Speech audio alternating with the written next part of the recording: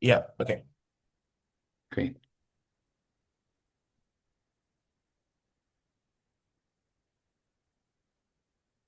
Sorry, it's taking a bit of time.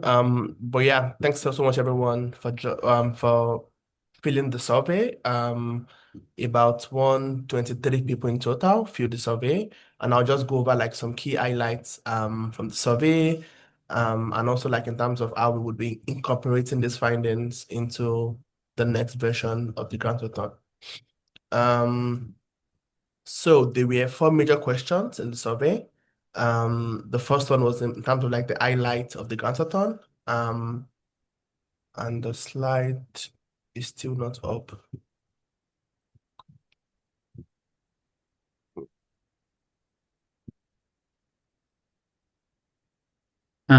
Yusuf, if you want to send the PowerPoint to me and I could show it from my laptop, is it bandwidth problems? Yeah, okay. Sounds good.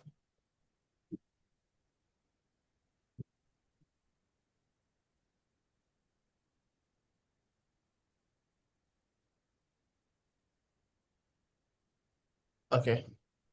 Can you see now? Yes, Uh, it's visible to my screen. yep, Okay, we can get. great. All right. So the first one was the last in terms of what has been your highlight of the Grantathon, and we got so many responses, about 111 of them. Someone says the concise lessons each week that's focused on a single critical component of the grant writing, which is great. Another person says, for me, it is finally how to be able to confidently write the major section of the grant, NIH grant. Someone also says to receive real-time feedback from experienced grant reviewers and hearing their perspectives on how to strengthen specific proposal sections was very valuable.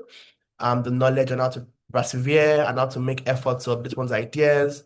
And facilitators were open, sharing snippets on their grant, and this helped to drive the lesson home. Yes, I was so super happy to see some of the highlights for each and every one of you. And also in terms of some of the learnings you've currently applied. Somebody says the formula for writing a clear and compelling problem statement, which I applied to a draft immediately. I think that's super impressive that you're drafting your grants in sync with the lectures.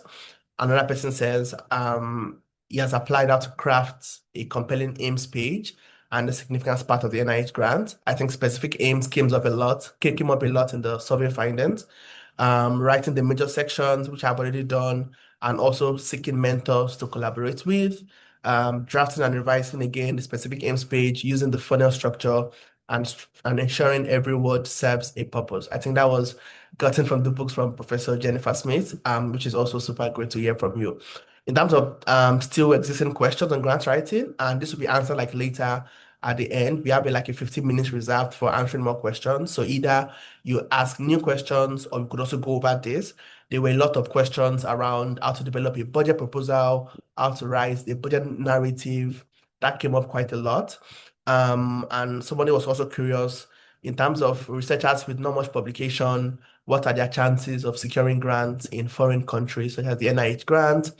Um, and also, this also came up a lot in terms of how to navigate specific online portals and the submission systems. Some people even suggested like we have like a demo of kind of showing how to navigate the online portal itself, which we would take under consideration. People were also curious in terms of how reviewers evaluate innovation in proposals and also what distinguishes a good idea from a truly fundable one. Is NIH funded limited to clinical research? There were also a couple of questions around the exact focus, which I think we've covered quite a lot during the grant writing, but maybe we would need to clarify that again. Also questions in terms of what makes a PI. This person is a biostatistician, MSc in View, but has over a decade experience in analyzing health data. And was asking if he or she could be a PI. Also interested in understanding the common pitfalls that lead to low scores and how to avoid them. So hopefully we could answer some of these questions as well today. But feel free to drop other questions in the Q&A search bar as well. In terms of how we could improve the next grantathon, Um, I think this first one was pretty interesting in terms of visiting LMICs physically and providing add-on skills to the participants. Yeah, enhancing pre-work and focus, having like a grant readiness checklist, um, where we can send them as a pre-work before the grant run starts. We kind of sent a handbook, which we felt that was your like guide, but maybe we could think up about doing something much more simpler as well, like a checklist. Um, Different time zones, which we completely acknowledge. We try to ensure that the timing kind of work for as many people as possible, but we also acknowledge that the change in daylight saving times was kind of confusing for a few people, and we are still super grateful to have many of you still join as well. It will be include a session focused on successful example proposals and a mock review panel to better understand the evaluation criteria from the reviewer's perspective. Um, Perhaps pairing participants with mentors and the possible funding bodies. So there is a small group, which we do after the open webinar. Only a selected few of people that submitted very strong specific aims were selected for that. So we actually do have a coaching and a mentorship that has been going on throughout the 8 weeks as well. Then this person says if we can have a demo grant application and a review process, we would also put that under consideration. So that was like the major findings, and we'll be sending an headline survey, either after this call or early morning tomorrow. And we encourage everybody that would want a certificate to please fill in the headline survey. This should be super helpful for us as well in terms of planning the next grantathon and also writing either a commentary or an actual paper from the project as well. And again, I would like to echo and really appreciate all the lecturers, all the coaches, you participants, the partners, the organizers, and everybody as well who has contributed to the success of the grantathon. Yeah, thank you so much, and feel free to drop your questions, your additional questions in the Q&A. Thanks. I would hand it back to Joe. Thanks, Yusuf.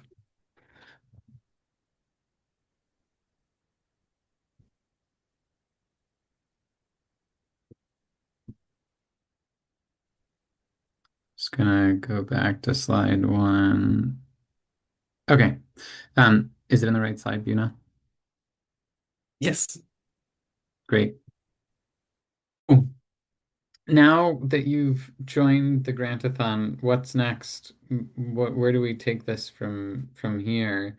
I want to talk a little bit about cascading and learn more about cascading in the context of writing research grants, and then identify specific strategies that could be used to train others in your local community to expand the potential impact of the Grantathon.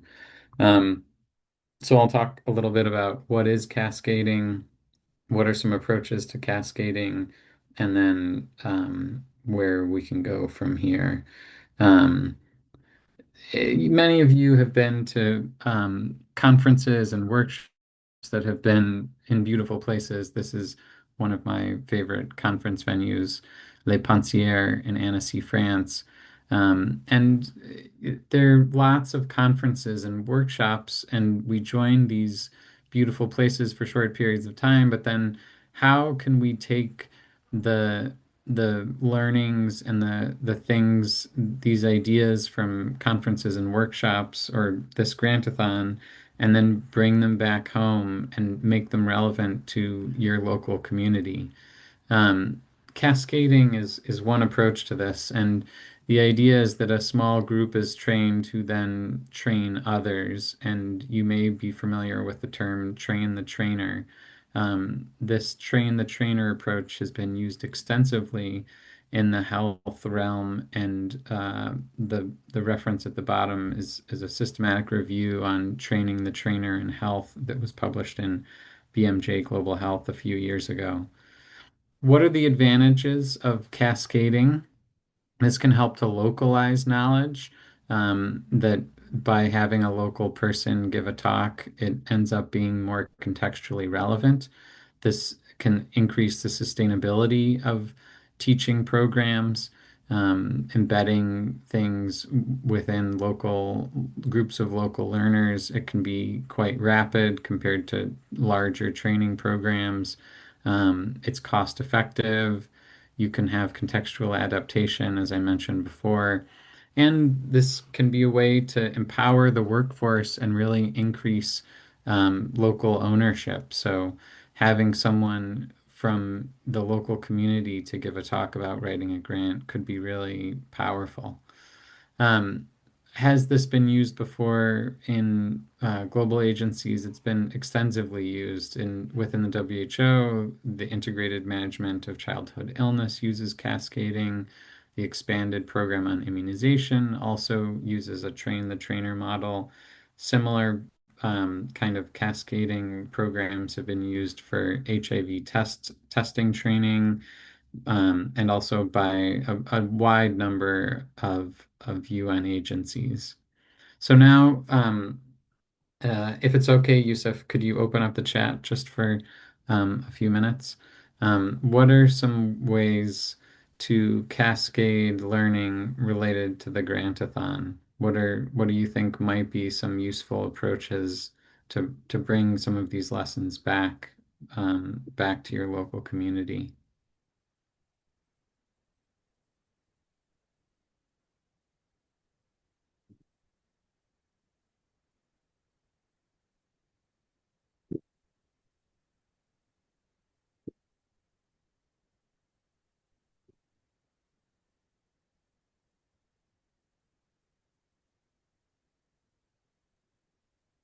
Yeah, exactly. So, a train the trainer approach, as Dr. Bashar is saying, Wei Ming Tang, Dr. Tang is saying, having some trainees form a group and work together, bringing feedback from the grantathon to the local community, organizing a training session for peers, having a focus group and discussion, definitely. An in-person physical training is the best. Yeah, I agree. If you're able to do something in person, setting up an online community of practice is another great idea. Physical sort of in-person training is required, putting into practice through group grant writing. So instead of just writing a grant as a single person, having a small team attack it, holding a seminar or a conference, that's fantastic. Um, Creating a small mentorship circle where you can benefit from peer mentorship. During review meetings and conferences. So if you have an existing conference, this could just be layered on as sort of like, here's an update from the Grantathon, training of classmates, group writing. Yeah, these are great suggestions. Thanks. Thanks, everyone. And I'm going to go through a couple of other specific suggestions. Um, so this is not meant to be an exhaustive list, and you'll see a lot of the suggestions that we just talked about are here. It could be as simple as just having a PowerPoint presentation, a 60-minute presentation with highlights from what you learned at the Grantathon. It could be a sort of mini workshop where you have a 2-hour session for researchers, community groups, student clubs about how to write a grant, peer-to-peer mentoring. Find two or three other people with a similar deadline and agree to read and provide feedback to each other. And then virtual office hours, giving a time slot for people who might have questions about grant writing. That's another way that you could use cascading. Setting up a grant library so you could collate several successful research grant applications with permission to be shared with others. And several of you had mentioned in the survey that it would be helpful to have more examples of funded grants. And I'll put the NIH, the US NIH does actually have a whole website that has several different research grants.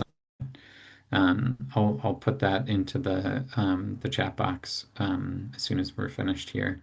And then a co-creation group, bring together communities and researchers to iteratively develop a research grant application. Having a micro grant, so identify some small seed money that could be given to a promising research idea. or organizing a panel discussion. So this could be a panel of local people who obtained a research grant and having them share experiences. So this is a really there's a whole menu of options here, and so we talked about what's optimal. What is the most feasible strategy to cascade learning from the grantathon, not just generally, but thinking about your local community. So like in your local community, what what would be feasible and what are your plans in terms of cascading learning from the grantathon? So we'll open up the chat box again. Thanks, Yusuf.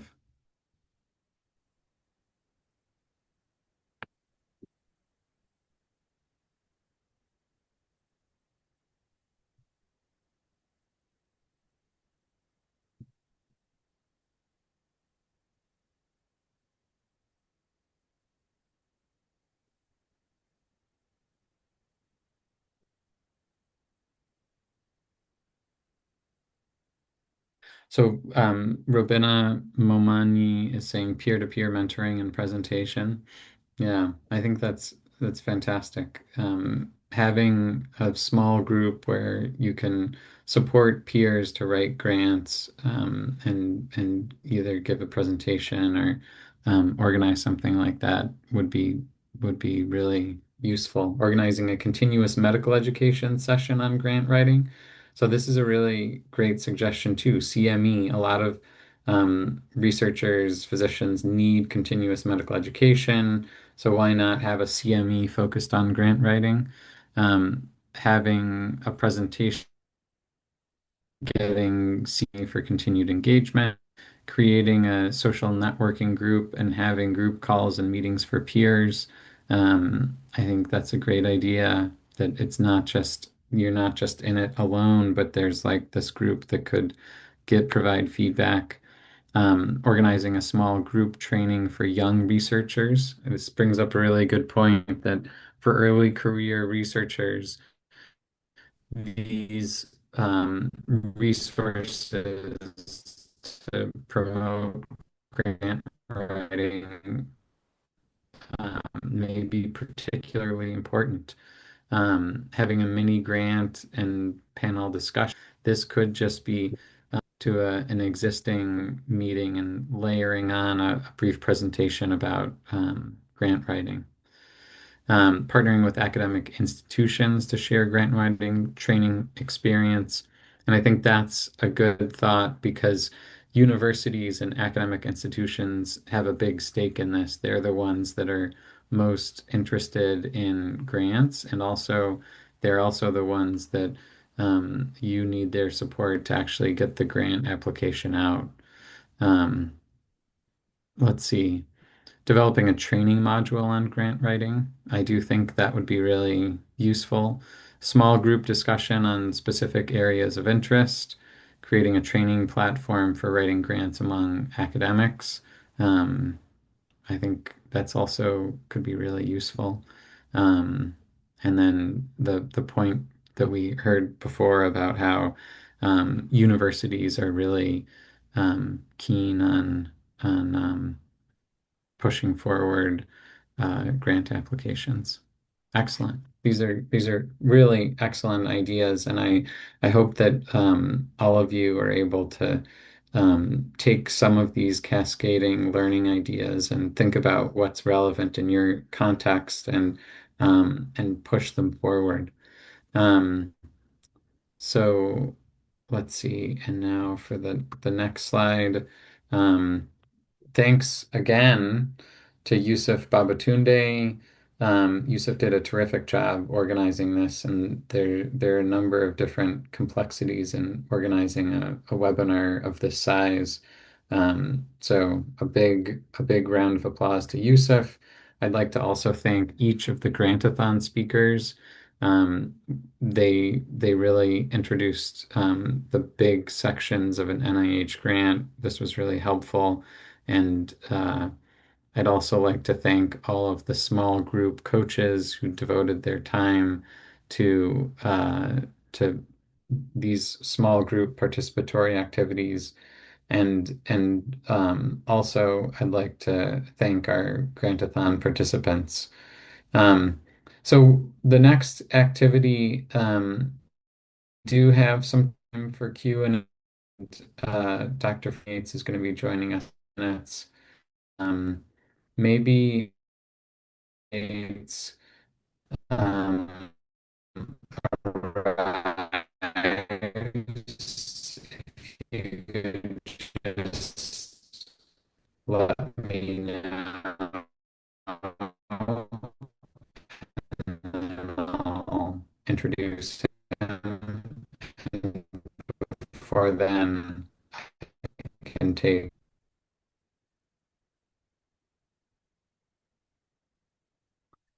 Uh, this is a really good question. Why did we not discuss budget planning? Um, and this really is based on the US NIH grant application format.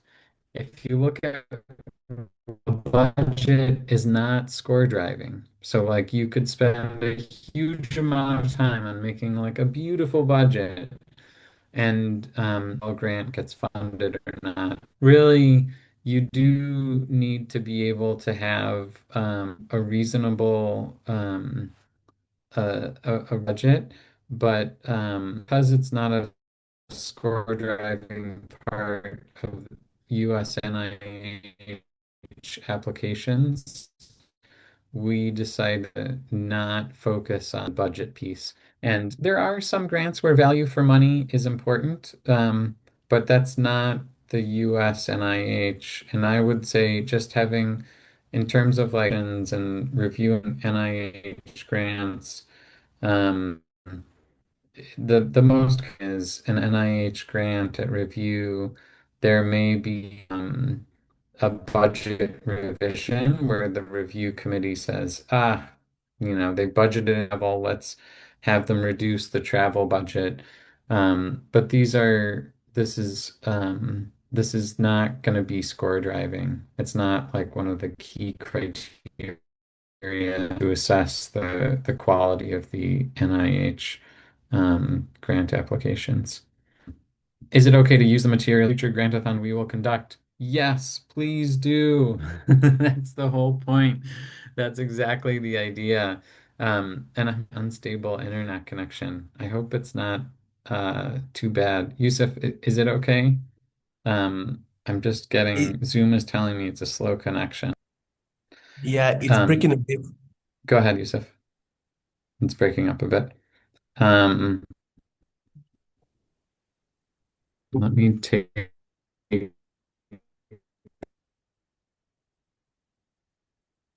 mm, is this better? Yes. Yeah.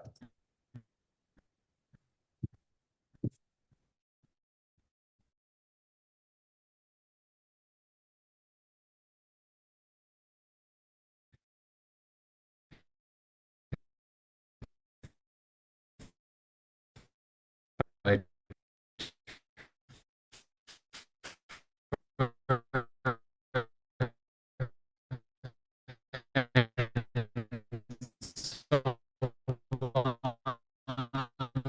And I don't know if is it just breaking up on my end? So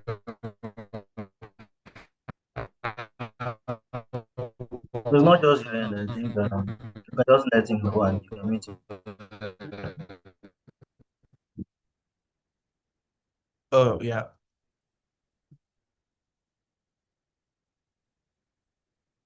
Okay. Um, Solange asks, for how long would the resources be available online? So the resources would always be available. We don't plan on taking them down, like anytime. So feel free to like always go back to it. Our previous recordings from last 2 years Grantathon are still on the website. So feel free to use them, anytime. Yeah.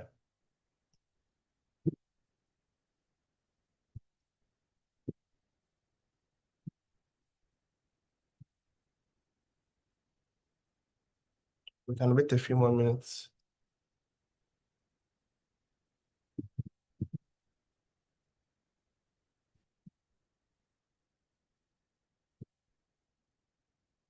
Are there more questions?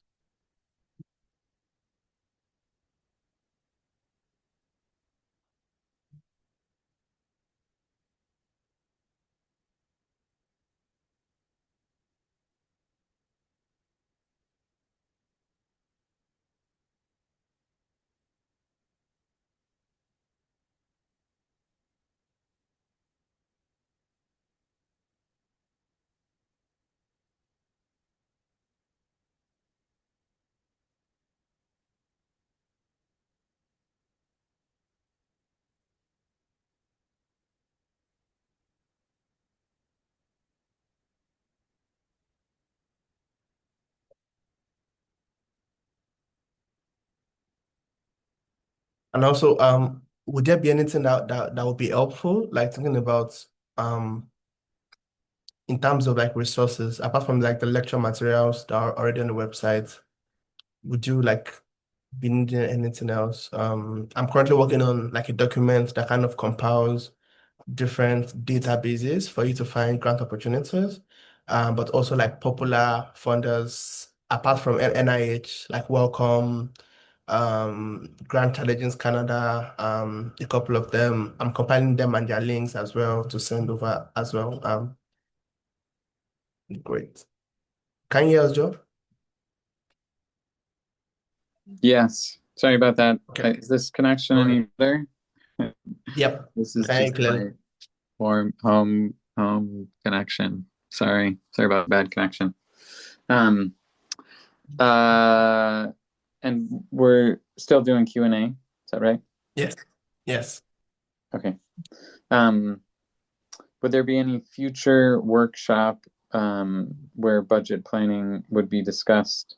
There are sometimes there are grant there are sort of training courses that include things like how to provide an adequate budget.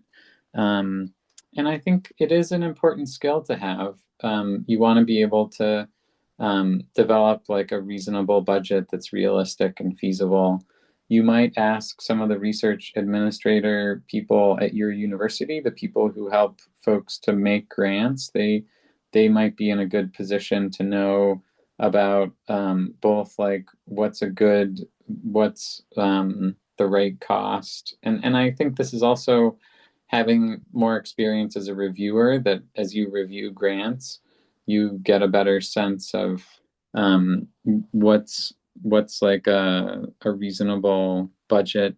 The other kind of general advice in terms of budgeting that that I give is that you want to think about like and double check really like what's allowable within the scope of the grant. So for USNIH, there's a whole long list of things like you cannot um, drink alcohol and food and charge it to a USNIH grant. It's just not allowable. So looking at the long list of what is allowable, what's not, that's another helpful tool in terms of thinking about the budgeting.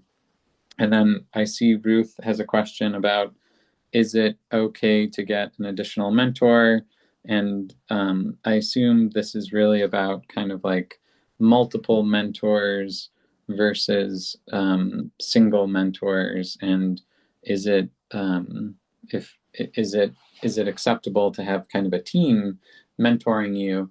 And I would say most definitely this is a really good idea to have multiple mentors. And you just think everyone has their own strengths, everyone has their own disciplinary backgrounds. And so having multiple mentors can be a nice way um, to really benefit from these different areas of expertise that individuals have. Um, let's see, other questions. a token of appreciation to our speakers and facilitators. Is there a certificate of attendance for this workshop? Thank you for reminding us, Alice. This was also something that came up in the survey. What about a certificate of attendance? And we do have a final survey that's a more complete assessment of all of the all of the Grantathon sessions. And the way that it works, there were 8 sessions, and you have to have joined at least 6 of them. If you only went to 5 and there's still, you need to get one more, you can view it online, and you will be getting the link. Maybe Yusuf, if you could put the link into the chat box for the final survey. It's what we'll do is we'll for all those who complete the final survey, then they'll be we'll be following up to share like a certificate of attendance with folks. But this is that's most definitely it's in the works, and we're happy to provide a certificate. So thanks for flagging that, Alice. Other questions? And Joe, I don't know if you know Dr. Franklin is already here. Okay, great. And is he already promoted to a panelist? Yes. Okay. Then I will go ahead and introduce Dr. Franklin Yates. Dr. Yates is a medical officer at the United States National Institutes of Health. His research interests include HIV prevention strategies among youth and adolescents. Before he joined NICHD, which is the institute that he works at within the NIH, he was an infectious disease physician and AIDS service organization representative at a federally qualified health center in Philadelphia. He worked at the University of Pennsylvania School of Medicine and did some exciting research in several different areas. He's a board certified in infectious diseases and internal medicine, and we know him best through the Patch IN Network, which is a research consortium focused on HIV among adolescents in low and middle income countries. Dr. Yates is a real supporter of research grants, and he was originally scheduled to join us on the very first session of the Grantathon. Unfortunately, the NIH was not in operation then, and he's kindly agreed to join us to give a few closing remarks about research grants. And so thanks again for joining us, Dr. Yates, and over to you. Thank you, Joe, and thank you all for inviting me to this great session. And like Joe said, I'm sorry that I was not able to join these sessions in October and earlier this month due to the federal government shutdown in the U.S. But I'm glad to be able to join now. And I did read with interest some documents related to this training. So I think it's a terrific endeavor here. And just by way of introduction, and thanks, Joe, for already introducing me, but I'm Franklin Yates, medical officer with NICHD, that's the National Institute for Child Health and Human Development at the NIH in the US. And we are essentially the pediatric institute, but also we deal a lot with maternal health. And I'm an infectious disease doc, and I'm also the project scientist for the Patch In Network, which is a clinical research network for HIV research in adolescents in low resource settings. So I really think it's terrific to see efforts like this to help promote and generate interest in biomedical research and applying um, for grants through the NIH. And despite all that has happened in this past, say, 11 months, the NIH is still open for business. We are still funding grants, and we are still funding grants internationally. Um, and Patchin is one such international cooperative agreement network that we are continuing to fund. And we do a lot of important research in this fashion. But I just wanted to make a note about foreign awards in particular, because there's been a lot of chatter um, about how NIH is potentially downscaling its funding for foreign research awards, and whereas it might seem that way, ostensibly through posted policies and through political discourse, it hasn't. The what has actually now been put in place is as a firm is a mechanism for a firm commitment to continue international research, and uh, there are policies now posted on the NIH that describe these mechanisms and how one would make an application if the applicant comes from a foreign institution. But essentially, foreign institutions, even those who would be a subcontractor or part of a subaward, or what used to be called a subaward, need to be registered in ERA Commons with a ERA and ID number. And that didn't always used to have to be the case, but that is now the case. And there's also a different uh, project mechanism for foreign awards and subawards, but they still can and will go on.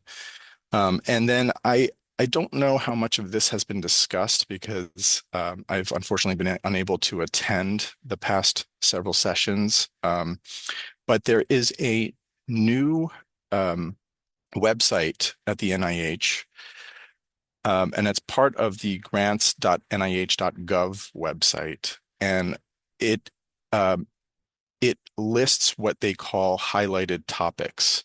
So Joe, I don't know if you have already talked about highlighted topics. No, we The haven't. relative. That would be great, though. Thanks. Okay. I'm putting in the chat and here a link to highlighted topics, and these highlighted topics are very new, and this list was first published in end of August, and it's intended to replace these highlighted topics are intended to replace what used to be known as NOSIs, notices of special interest, and they serve as as uh, as topics of priority that each institute at the NIH uh, publicly states are of their interest. So and if you click on this website, it brings up a table of I don't know how many, probably around 30 different topics across all institutes at the NIH that are of interest to particular ICs, or institutes and centers at the NIH. And if you look at the second one down, this is one that I had written and was published on behalf of NICHD with a number of collaborating institutes, including NIAID, or the Institute of Allergy and Infectious Diseases, and the Nursing Institute, et cetera. but it is a topic on advancing prevention and treatment of bacterial sexually transmitted infections in HIV-affected populations. So it's an STI topic that my institute, NICHD, has a particular interest in. And so if you were to navigate to this website, and you can see by looking at these topics what NIH has currently particular interest in, and if they sort of comport with your own interest, then you know that that your interest and your application is being actively solicited.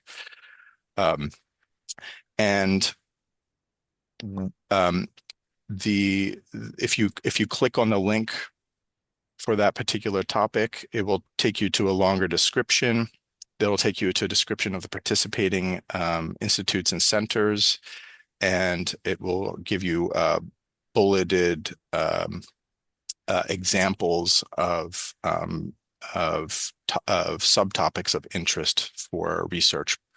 And then it will also give you uh, a description of how to actually apply. You have to apply to a parent announcement. There is no RFA, there's no PAR to apply through. So when you apply to for one of these highlighted topics, it still goes to a parent announcement, and then in your application itself, it would. I think most medical officers and program officers would recommend that you mention that you are applying under a highlighted topic. So I thought that was one thing that was of potential interest for this group here. And I like to advertise these highlighted topics as broadly as possible. And I am happy to answer any questions that anybody may have. I don't know, Joe, does that come through the chat or in other ways?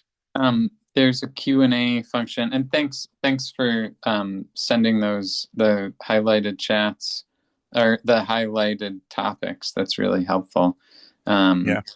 The other question that has come up again and again is sort of like, should we not, I live in South Africa, Uganda, Nigeria.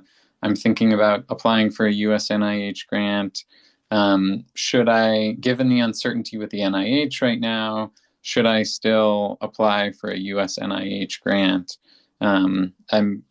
That's sort of, there's just a lot of uncertainty right now. And I think the way that you've explained it and clarified, like, the NIH is open for business. Yes, there's uncertainty, but there's also a lot of momentum and like good science being funded that is global. I mean, I think that's a great message and heartening. It's great to see you and to hear this message, Dr. Yates.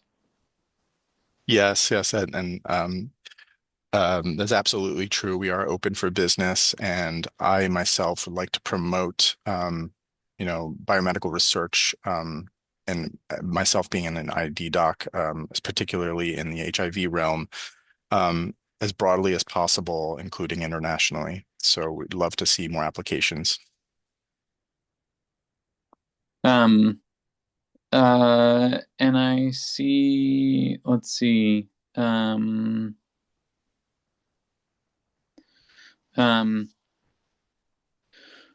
There's one person who asked, is it possible to reach out, and what is your email contact? I think my advice on, like, we did have a little bit of our first session on like talking to a program officer, and I encourage people to reach out to program officers.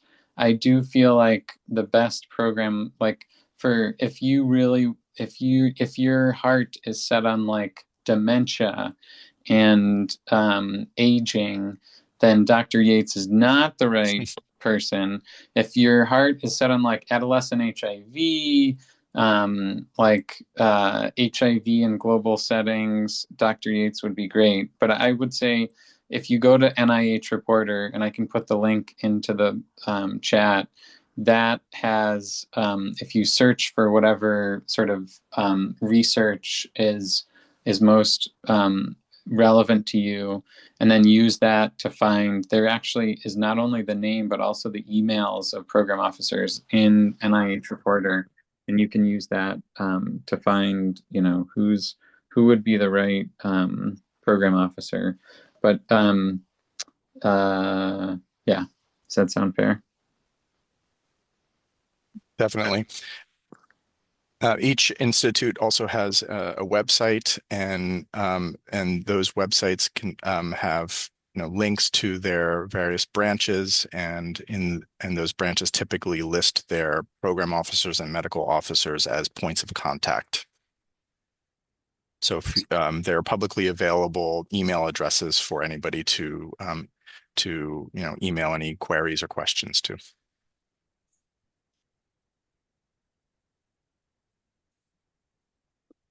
Any other questions for Franklin? I guess the other question that people had, that the sort of one of the most common requests is sort of like, how do I get support to write a grant? How do I get mentorship or coaching? Like, what are resources to help me to sort of improve my grant application? That's been another a big topic, and we've talked about peer mentorship. We've talked about a little bit about training grants and D43 grants. In other words, like organizational programs that focus on building capacity for grant writing. Are there other resources or things at the NIH that might be worth highlighting on this point? Yeah, good question. Typically, these trainings similar to this one here are done outside of the NIH, but sometimes with NIH support. But I do know that there are occasionally webinars that the NIH hosts, particularly associated with various initiatives that the NIH has. So, for example, Patch In, when before we had funded any projects, and the RFA was out on the street and had been published, and we were soliciting applications for this RFA, we held a couple of webinars, and those webinars talked about the RFA and gave tips for applying to the RFA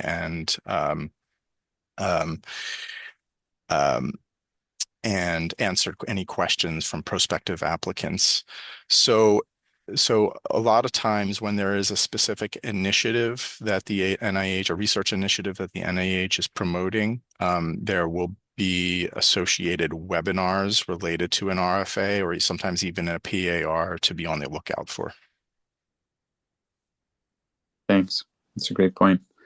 I see another question about how do you advise people in different countries to work together in a grant, and what about improving the people living, dependence of people living with HIV,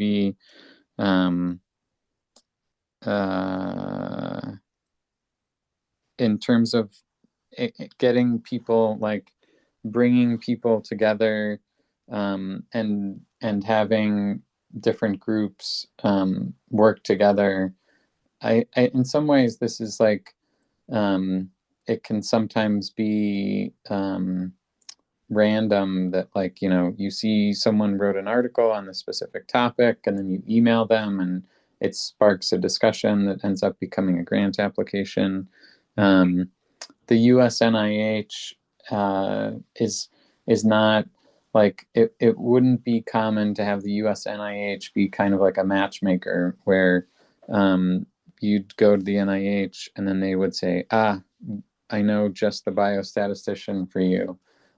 It would be more common for you to talk to someone at your university or talk to someone within your network and find a either a COI or an MPI through that route. But I do think what you bring up is a really important point. Like, how do you find the right people for a grant application? In some ways, that's really essential. Yeah. We are just hitting the hour. Thanks again to Dr. Mihu. Thanks again to Dr. Yates. This was excellent. And as always, a recording of this will be on the website. Keep your eyes peeled for the survey instrument. I don't know if it's not in the chat. You'll be receiving it soon. And for those who are interested in getting a certificate, just complete the survey and we'll be looping back to you. Yusuf, anything else? No, nothing else. Thanks, John. Okay, thanks everyone. Take care. Thanks all. Thanks, everyone. Bye. Bye-bye.